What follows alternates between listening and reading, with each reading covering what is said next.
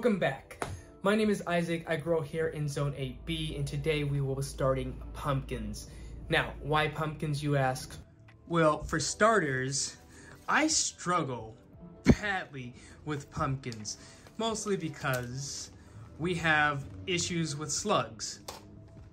At least in the beginning of the season, or when my plants are very young. The varieties I plan to start today involve the Rogue Vif de Temp.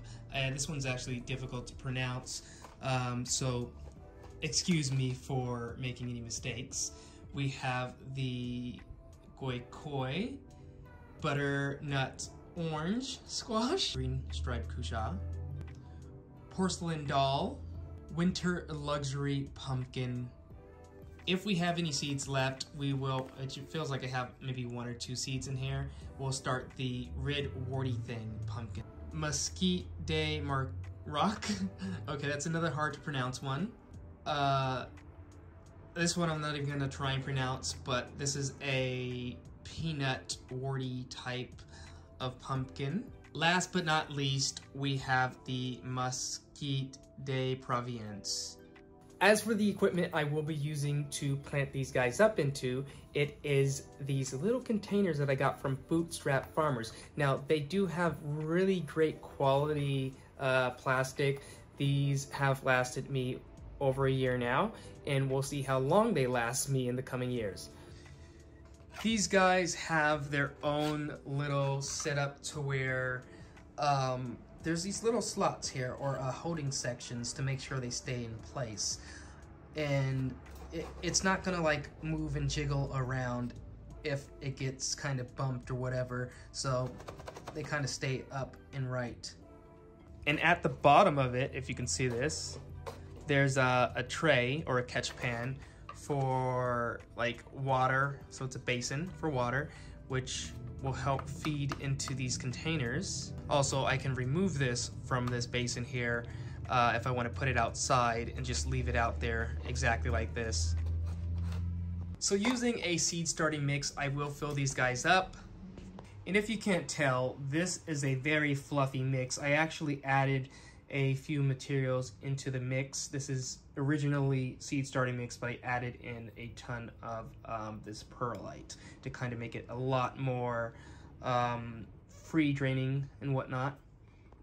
So we're gonna get this filled up and go from there.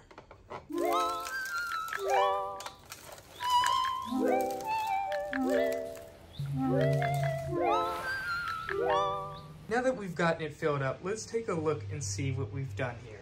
So I filled up not every container. I did make a little bit of a mess, but we left a few empty. I might end up putting some other plants in this section of 8, but we will plan on filling up all of these, and that is a lot of pumpkins. But not every pumpkin is going to have its own hill. I might plant up in groups of 4, I might plant up in groups of 2. By the way, it's raining outside, and it's quite the lovely view. And this kind of brings a lot of snails out. I can already tell some of my plants are being attacked. I decided to take a small break and show you exactly some proof that even early in the season, I get attacked by snails. That's a hosta, and we already have bite marks on it. So imagine placing out a seedling in early spring and it immediately gets attacked. That's what happens in my garden. We have a ton of snails. Even the cyclamen are being attacked.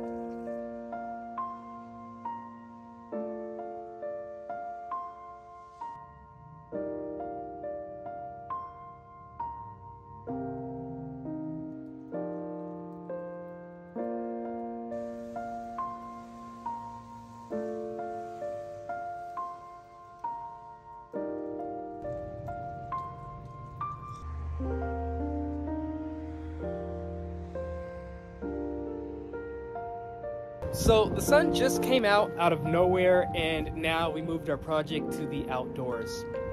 All right, grass is just a tad bit wet, but I think it's okay to sit on. Oh, no, it's not. It's definitely not. It just got wet. All right, but anyways, do not forget your tags. So I got everything pre-labeled. The water or the soil's not pre-moistened. I should have done it, but it's going to be okay. I'll just give it a good and nice spray down. All right, now that everything is labeled, we will get the seeds into the soil. Just like that, I got the seeds over top of the soil, but let's look at all the different types of seeds here. They look pretty interesting, some lighter in shade, but mostly just similar to each other. Some a little bit bigger, but that's what we got. Now, what I'm going to do is I'm just going to press these guys a little bit deep down in here.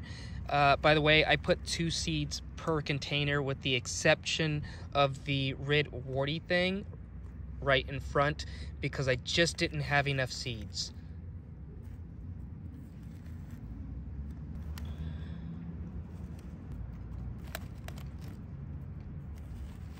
Now, if we do not have good germination, the fact that we put 2 in, I'm just hoping that I can get these guys filled out. All we need is 2 plants to kind of get some pumpkin harvest.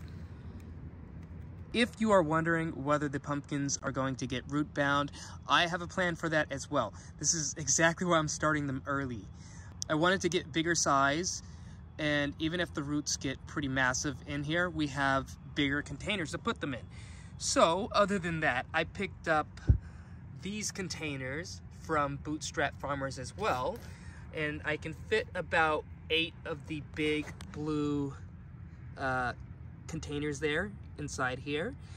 It's got this rack for holding them, so I think we'll never run out of root space by time it's time to plant them out in May. By the way, it also takes some days for these guys just to germinate. So I'm taking that into consideration already. It's currently getting close to April, so I don't think we'll be too far off. We may not even need to use the big blue containers. And no, these will not be sat outside. We only are doing this outdoors to kind of prevent making a mess, but other than that, these will be indoors. The way I'm kind of watering these seedlings right now is through this backpack, which has a sprayer wand and makes it quite easy to get it well and thoroughly wet here. But normally I would pre-moisten my soil, just I didn't feel like doing it. So these will be sat right over top of the heat mat, if you can see that there. And I think I'll grab a dome and put it over top. One of the humidity domes from a seed, I believe it's a seed setup, I can't remember, but I purchased it from like Lowe's, and I just continue to keep these domes because they come in handy. All right, guys, if you enjoyed this video, stay tuned. We have many updates to come, and if you're looking at the background here, obviously we have a ton of seeds in the grow area.